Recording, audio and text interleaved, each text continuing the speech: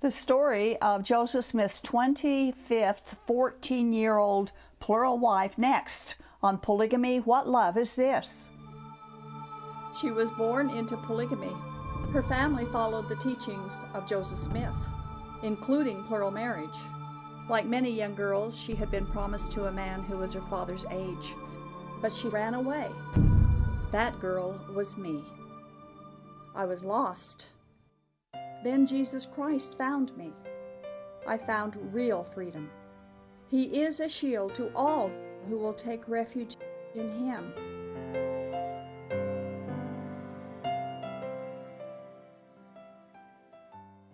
You know, it's very amazing how many current LDS people continue to deny that Joseph Smith actually practiced polygamy and had sex with so many different women, despite the fact that the LDS Church has finally admitted that he did. Today we're going to present his 25th wife, Helen Kimball, as we continue presenting the stories of each of his plural wives. We want to quote from an essay from LDS.org entitled Plural Marriage in Kirtland and Nauvoo. Most of those sealed to Joseph Smith were between 20 and 40 years of age at the time of their sealing to him.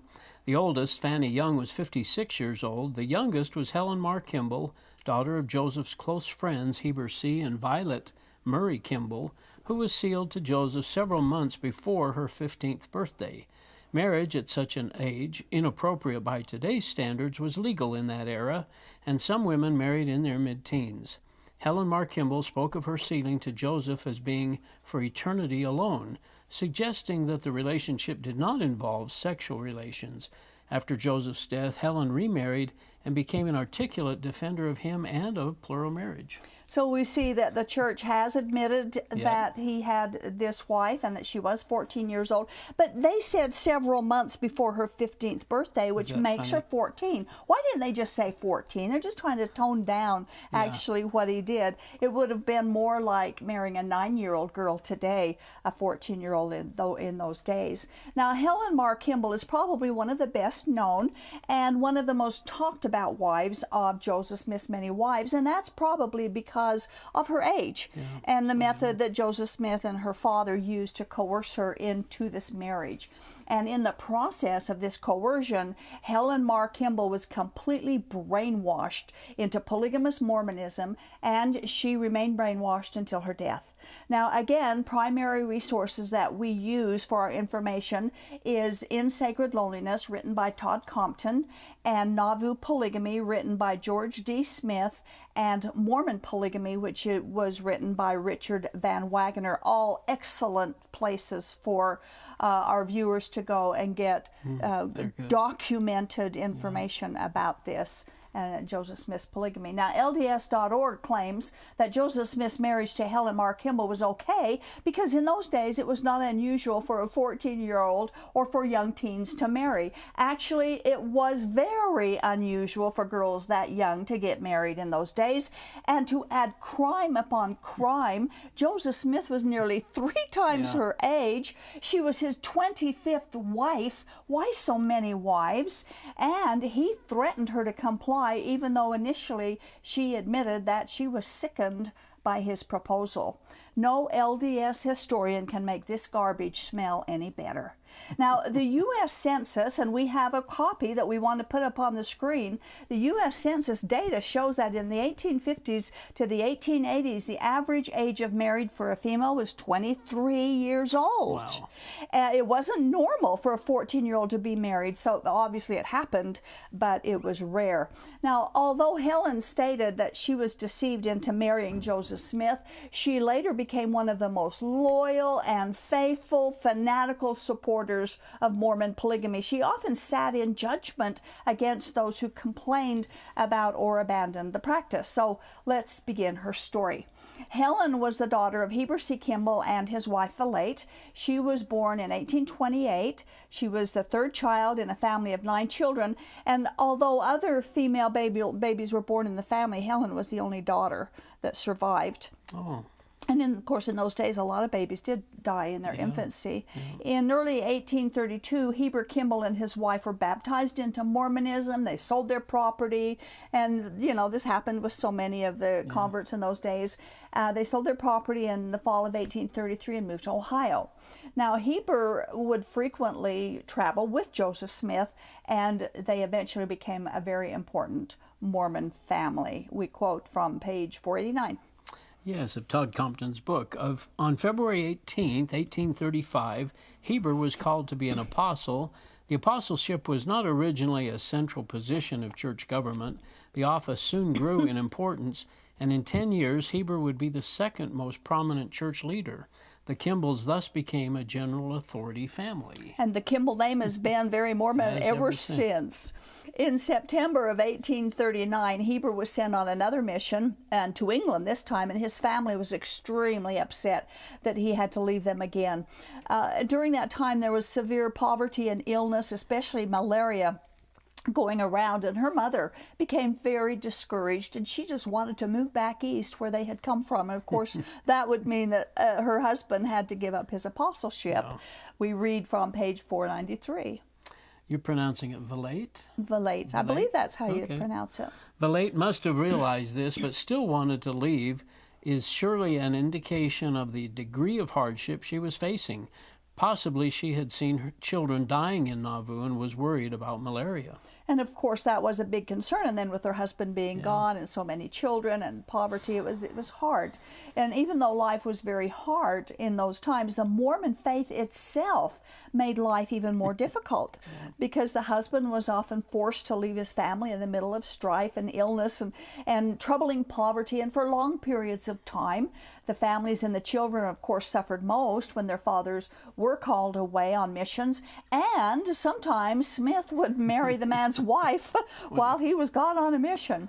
On March 22nd, in 1842, Helen, who was then 13 years old, attended a birthday party for her very good friend, Sarah Ann Whitney, who had turned 17. A little bit more about Sarah a little bit later. Now, Sarah's older brother, his name was Horace, and he and Kimball kind of later became sweethearts, but Joseph Smith got in the way of anything developing between them, at least temporarily. Joseph Smith's theology was constantly changing.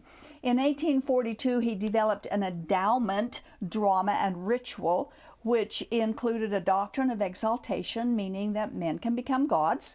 He also invented the idea of eternal marriage and eternal sealing of families, and of course the practice of polygamy. Now, the word sealed soon became synonymous with marriage. Of course, that's only in the Mormon religion. That isn't in real life. But we do have a quote we want to share.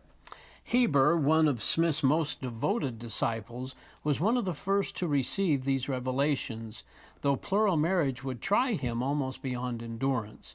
It was an even more bitter test for Velate. Because of it, wrote Helen, her mother's trials, which she had flattered herself were nearly over, had scarcely begun. Yeah, for sure. Now, Joseph Smith often proposed secret plural marriage to women who were already married and living with their legal husbands. In fact, Joseph Smith took 11 married women as plural wives this way.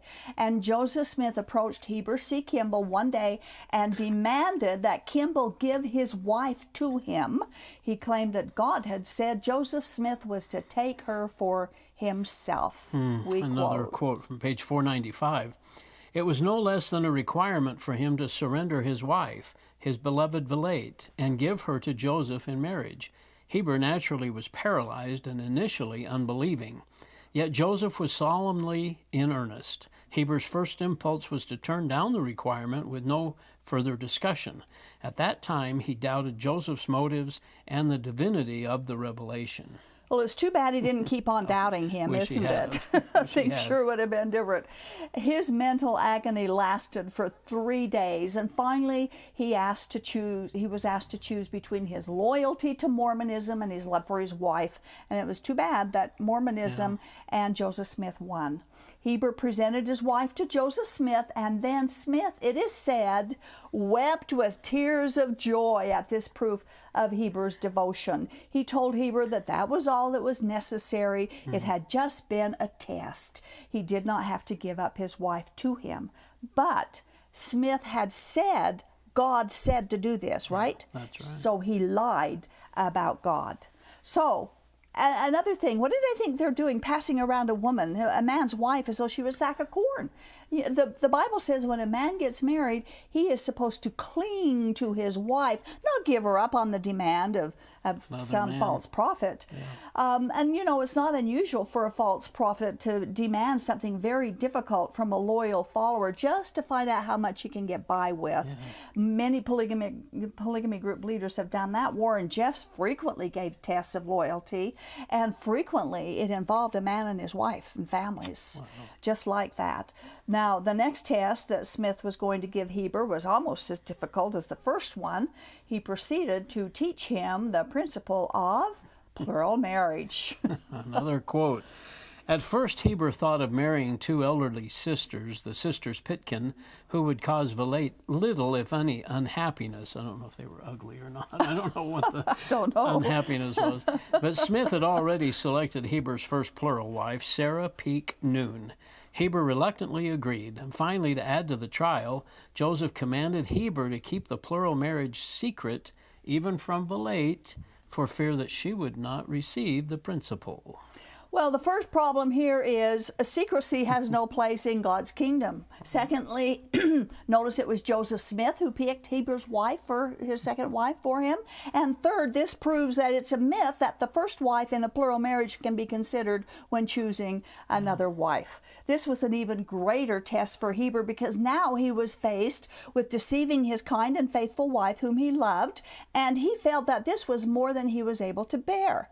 Evidently, Smith had to remind Heber 3 times that obedience was required. He told him that if he did not do this, he would lose his apostleship and be damned. Now, he should have turned and walked away at that point, too. Now, those who claim, again, that polygamy was never required in early Mormonism are wrong. They need to read their history. It wasn't a choice. It was a command. Joseph Smith taught that polygamy was a requirement and that to reject it was to lose your eternal soul. That teaching is one very specific reason, one of many, that Mormonism is a fraud, both then and now. Yeah, another quote from page 496 of In Sacred Loneliness.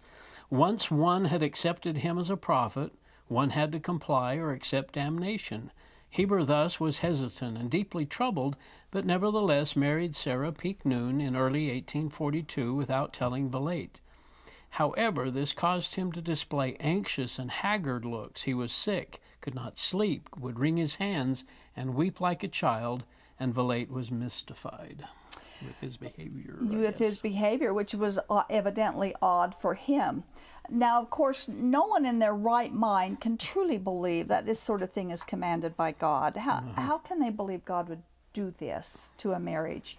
As frequently happened in those situations, Kimball asked God to reveal the principle of plural marriage to his wife, and soon after, she is said to have her own divine revelation that plural marriage was heavenly principle. Now, the thing here, and I know this is true in Mormonism, both the church and polygamy group, that we ask God, or they're told to ask God that this is true. Ask God that plural marriage is true. Ask God the Book of Mormon is true. Ask God that this is true. Well, we can't ask God that something's true if it's not true, because God's not going to lie to you. And so if they ask him to say it's true, they're going to get a false sense when they say, oh, God told me it was true, because he didn't, because God won't lie to us. The Kimballs had passed 2 of Joseph Smith's tests of loyalty and faithfulness. The third was yet to come. It was Joseph Smith's marriage proposal to his 14-year-old daughter, Helen. Now, I wonder if this was his focus all the time, and he was just preparing Sure like Heber into the shock of taking his 14-year-old daughter. Now, he had married young girls before, 16-year-old girl, but he hadn't married a 14-year-old yet. Helen was not a woman when she was converted to polygamy. She was just an adolescent when all of this happened.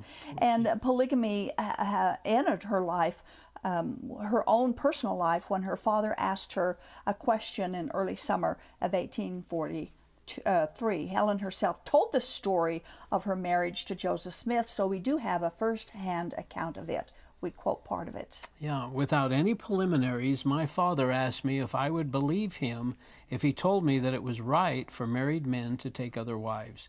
The first impulse was anger. My sensibilities were painfully touched. I felt such a sense of personal injury and displeasure, for to mention such a thing to me I thought altogether unworthy of my father, and as quick as he spoke, I replied to him short and emphatically, "No, I wouldn't." This was the last time that I ever openly manifested anger towards him. That was the first time that she ever openly manifested anger towards him. It shocked her. And it shocked a lot of people when they first heard about this possible sharing of wives, one man, several wives. And of course it should. You know, that is a shocking thing to think about, especially that you had to do it to go to heaven. So at this point, Heber responded by teaching her. He had asked her the question. She was shocked, and now he begins to teach her the principle of plural marriage, just as Joseph Smith had taught it to him. Well, he used the example of Abraham and Jacob's polygamy, bad examples, but that's what they used, telling her that polygamy must be restored in this final dispensation, just like all biblical institutions had to be restored. Well, that's a lie from the get-go, but that's a totally different show. But now Helen listened to her father, but she was completely shocked. She said it was similar to the shock of a small earthquake. But it shook her world, you know, and I can imagine. But then she also discovered that Joseph Smith had taken her good friend, Sarah Ann Whitney, as a plural wife. And Sarah was married to another man at the same time. And Helen learned this. Wow. So she's getting earthquake after earthquake in her little world. Helen said this. Yeah.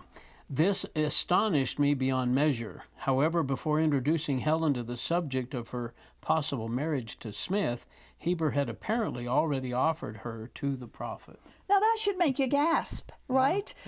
First they're giving away Heber's wife back and forth, you know, to Smith. Oh, you've got to give her to me. Okay, I give her to you, like she's a bag of corn. And now we find that Heber had already offered his daughter to the prophet without her knowing it, without anybody. This is just the two of them. And again, we have proof that these early polygamous men, just like the polygamists today, just gave away their daughters to other men without any consideration or discussion with the bride-to-be.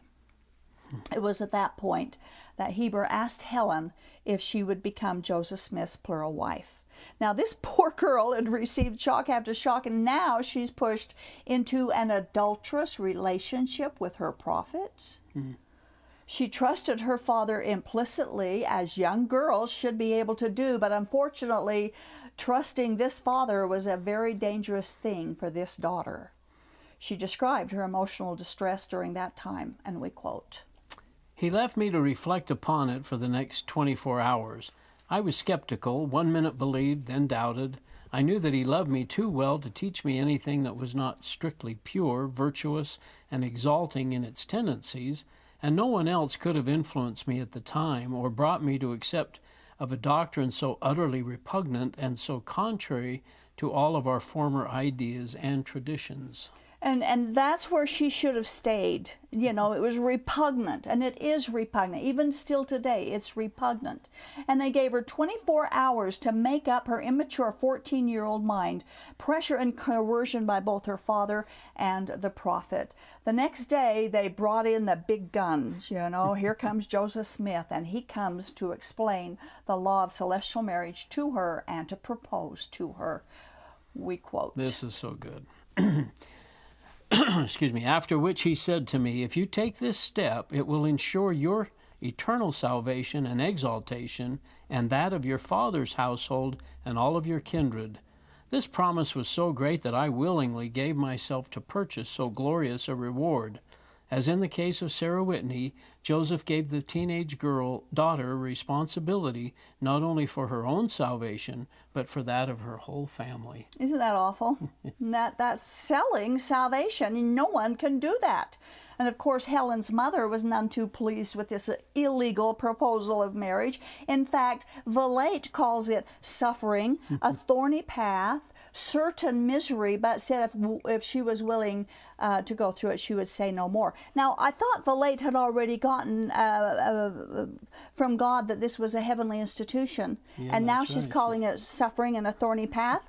Something isn't connecting here. Heber had claimed that she had received the testimony, but that sounds more like propaganda compared with what she told her daughter. Now, Helen understood that her marriage to Smith was something that would be consummated in eternity, not in this life. But she was soon to discover the deception, that it was sexual and would be consummated here. And she later explained this to a close friend in Nauvoo. I would never have been sealed to Joseph had I known it was anything more than ceremony. I was young, and they deceived me by saying the salvation of our whole family depended on it. So here we have her words that she was deceived. Now, I'd like to remind our viewers that Jesus alone is the Savior, and we cannot save anyone by our works or by polygamy, not even ourselves, certainly no one else. Right.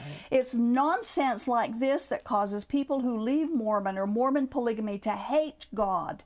They throw out anything and everything that suggests a controlling religion, because all they know about God is exploitation and coercion and threats and pressure and unforgiving deadlines and extremely conditional love.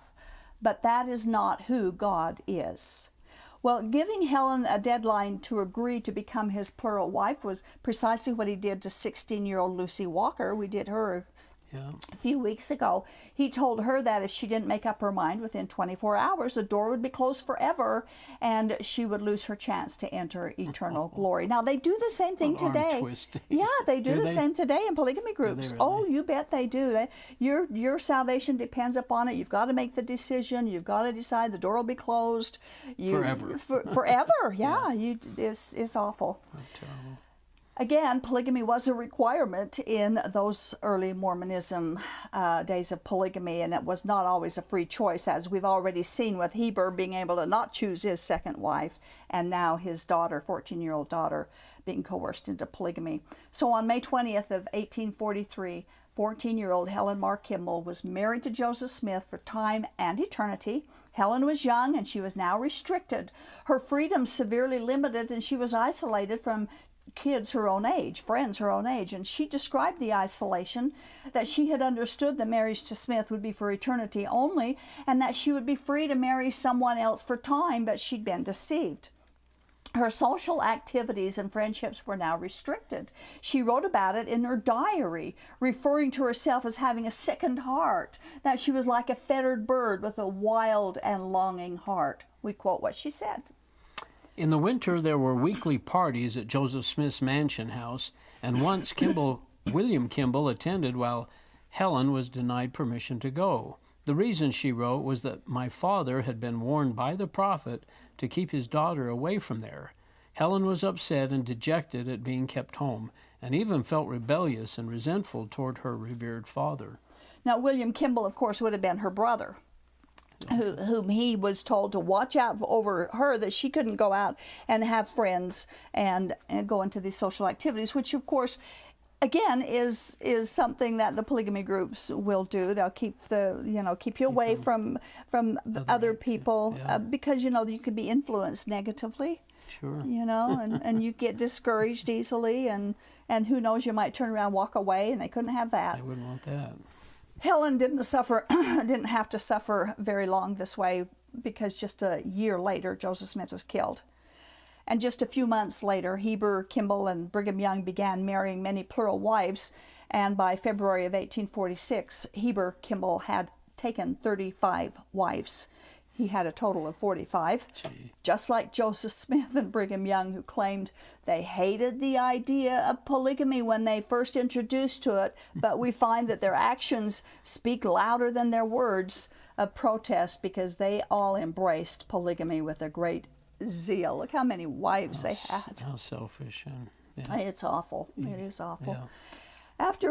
After Smith's death, Helen was once again able to hang out with people her own age and enjoy her social life. And before her marriage to Joseph Smith, we had mentioned earlier that she had developed a liking for Horace, who was her friend Sarah Whitney's brother, and eventually their romance started up again, and they did get married. Helen, of course, did go west when the Mormons migrated to Salt Lake City. She became a major proponent of Mormon polygamy. In 1882, she published a 50-page pro-polygamy propaganda paper. And part of it, we have Great a quote. alliteration there. In 1882, she published her Plural Marriage as Taught by the Prophet Joseph, a 52-page salvo against Joseph Smith III, who was preaching that his father had never practiced polygamy. Thus Helen, who as a young girl had hated polygamy in her heart, now wrote an impassioned defense of it as an experienced plural wife. We actually got a lot of information because Joseph Smith III even came to Salt Lake, didn't he? Trying to teach that Joseph Smith, his father, had never practiced polygamy. Yeah, that it was all nonsense. So we got a lot of people that came forward that actually provided. In fact, there's a lot of information we wouldn't have today if it hadn't have been for that. Because these plural wives, who I think they were very proud, I was a wife of the prophet kind of thing, and they're going to let people know, yes, he did practice polygamy, and I was one of them. But she wanted Joseph Smith III to know that indeed her father did practice polygamy. Well, Helen Kimball died on November 15th of 1896, and she had been stricken with pleurisy and also had suffered probably a stroke a few weeks before her death. So that is the story. Of course, it was totally comprehensive of everything that happened in her life, because we didn't have time for all that. So I had to choose some of the things that would help people understand that polygamy in the early Mormon days wasn't all sweet and butterflies like they like to claim it is. And to coerce her into that, to thinking that she was trying to, was saving her family. Yeah, all of her kindred. Yeah. All of her kindred. It must have been such I just sense so much of a lustful nature with all of this, and just you just think of that thought process that's going on all the time with these men going after these young women. Almost like conquering, look who I got, Just very selfish. Very selfish. And again, we see, pedophilia creeping in. Yeah. Thank you, Earl. You betcha. Thank you. When someone tells you God requires you to do something, check it out. Why trust your eternity to someone else?